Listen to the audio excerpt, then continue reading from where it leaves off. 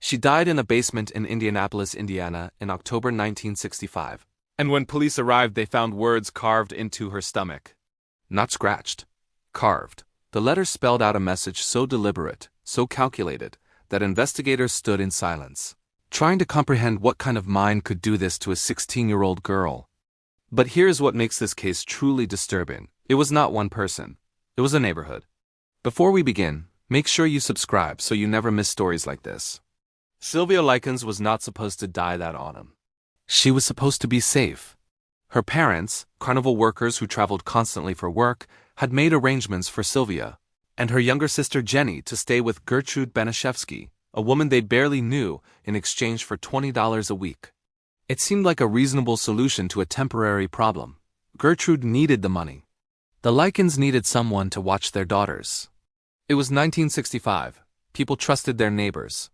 People believed that adults, especially mothers, would protect children. They were wrong. Gertrude Baniszewski was 37 years old, though she looked much older. Years of poverty, failed marriages, and chronic illness had worn her down to something brittle and mean. She had 7 children of her own crammed into a dilapidated house on New York Street, and she was barely holding her life together. When the Likens' parents dropped off Sylvia and Jenny in July of that year, Gertrude saw an opportunity. Not just for extra income, but for something darker. Something she may not have even fully understood herself. At first, the abuse was small. A slap here, a cruel word there. Gertrude would accuse Sylvia of stealing, of lying, of being dirty. None of it was true. Sylvia was a quiet, polite girl who tried to stay out of the way. But Gertrude needed a target. She needed someone weaker than herself, someone she could control, someone she could punish for all the failures and frustrations of her own miserable existence. And Sylvia, with no parents to protect her and no way to escape, became that target. Would you have noticed the warning signs if you were a neighbor? Would you have intervened? The payments from the Likens' parents were sometimes late. When the money did not arrive on time, Gertrude took it out on Sylvia. She began beating her with paddles, with belts, with her fists. She forced Sylvia to sleep in the basement. She denied her food. She told the other children in the house that Sylvia was a liar, a thief, a bad influence. And slowly, methodically, Gertrude began to turn those children into accomplices. This is where the case becomes something more than a story about one evil woman. This is where it becomes a study in collective cruelty, and how ordinary people can be transformed into torturers when given permission by an authority figure. Gertrude's own children, Paula and John, began to participate in the abuse. Then neighborhood kids started coming over. Ricky Hobbs, Coy Hubbard, Randy Lepper. They were teenagers, some as young as 10 years old, and they all took turns hurting Sylvia. They burned her with cigarettes. They beat her with boards. They forced her to eat her own feces. They stripped her naked and made her perform humiliating acts in front of them. They laughed while they did it. They invited friends over to watch. The basement on New York Street became a theater of sadism, and Sylvia Likens was the unwilling performer. What kind of environment turns children into monsters? What kind of adult creates that environment? Gertrude did not just allow the abuse. She orchestrated it. She gave the children permission to hurt Sylvia, and in doing so, she removed their moral boundaries. She told them that Sylvia deserved it, that she was bad, that she was less than human, and the children believed her. Or perhaps they simply wanted to believe her, because believing her meant they could indulge in cruelty without guilt. Psychologists who later studied the case identified this as a textbook example of deindividuation, the process by which individuals in a group lose their sense of personal responsibility and moral restraint. When everyone is participating, no one feels individually accountable. The abuse becomes normalized. It becomes a game. And Sylvia, isolated and powerless, had no one to tell her that what was happening to her was wrong. She began to believe that she deserved it. Jenny, Sylvia's younger sister, witnessed much of the abuse but was largely spared from it herself. She had polio and walked with a limp, and perhaps Gertrude saw her as less of a threat, or perhaps she simply enjoyed having a witness. Jenny tried to help Sylvia when she could, sneaking her food, whispering words of comfort. But she was a child herself, terrified and helpless. What could she have done? Do you think you would have been brave enough to speak up if you were in Jenny's position? Or would fear have kept you silent? As the summer turned to fall, the abuse escalated. Gertrude became obsessed with the idea that Sylvia was promiscuous, that she was a bad girl who needed to be punished. There was no evidence for this. Sylvia had never even had a boyfriend. But Gertrude's delusions did not require evidence. She began to focus her rage on Sylvia's sexuality, real or imagined. She forced Sylvia to insert a glass Coca-Cola bottle into herself while the other children watched. She branded her with heated needles. She carved words into her skin. And then, in what may be the most chilling act of all, Gertrude handed a sewing needle to Ricky Hobbs, a 14-year-old neighborhood boy, and told him to carve a message into Sylvia's stomach. The message read, "I am a prostitute, and proud of it." Ricky did it. He heated the needle and pressed it into Sylvia's flesh, letter by letter, while she screamed. It took hours. Gertrude watched. The other children watched. No one stopped him. No one called for help. When it was done, Sylvia's abdomen was a mass of infected, oozing wounds. She could barely move. She could barely speak. She was dying, and everyone in that house knew it. On October 25th, Gertrude forced Sylvia to write a letter. The letter was addressed to Sylvia's parents, and it claimed that she had run away with a gang of boys who had beaten and tortured her. Gertrude dictated the words. Sylvia, too weak to resist, wrote them down. It was meant to be a cover story, a way to deflect blame when Sylvia's body was eventually discovered. But Sylvia never finished the letter. That night she collapsed in the basement. Her body, ravaged by infection, malnutrition, and trauma, simply gave out.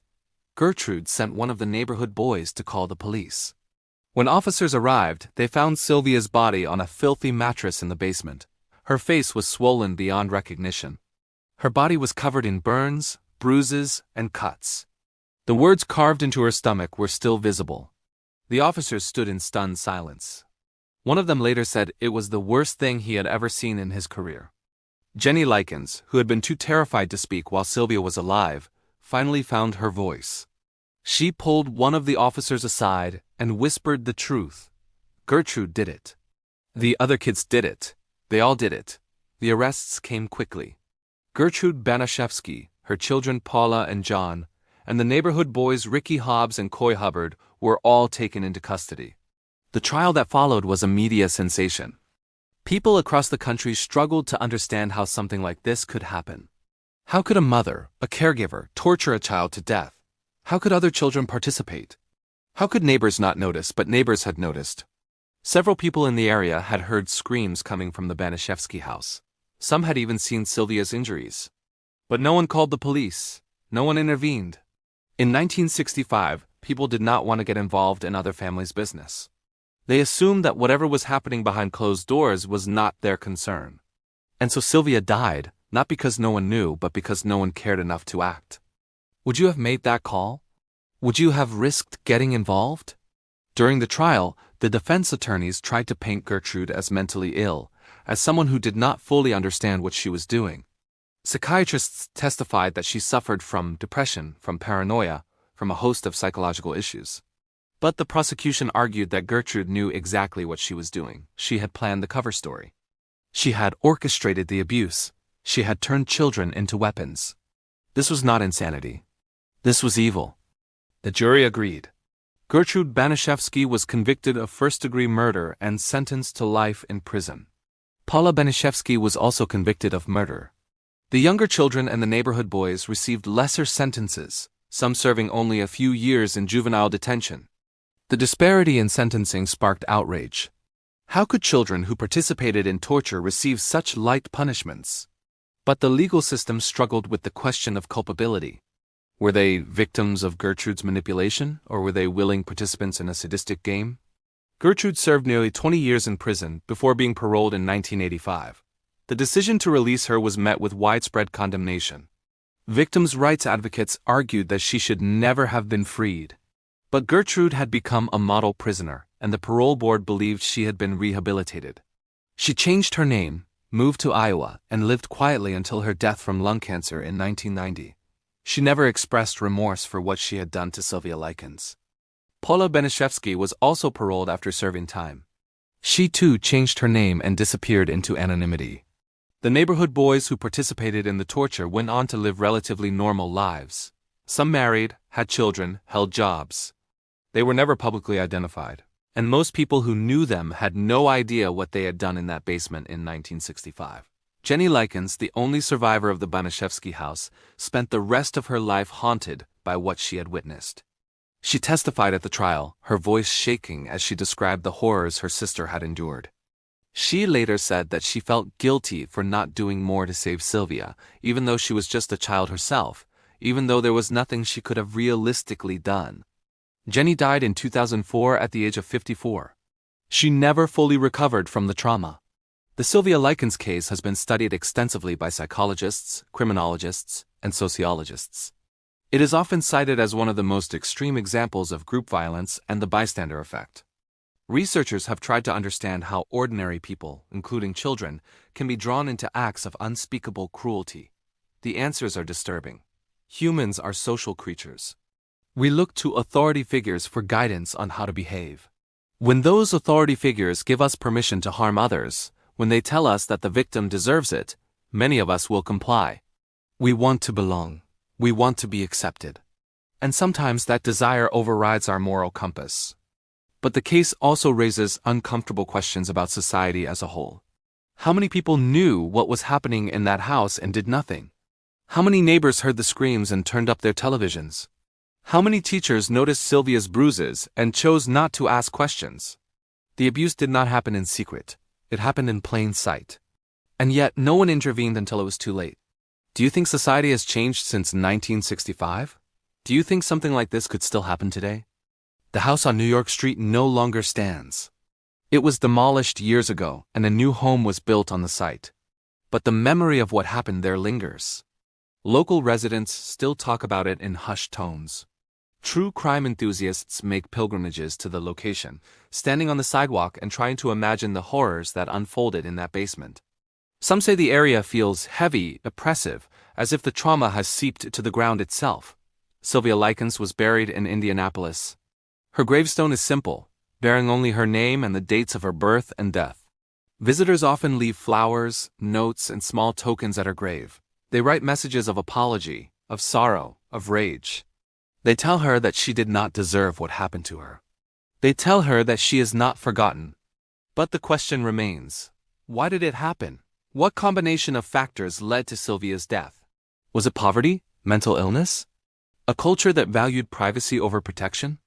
Or was it something darker, something inherent in human nature itself? The truth is probably all of these things and more.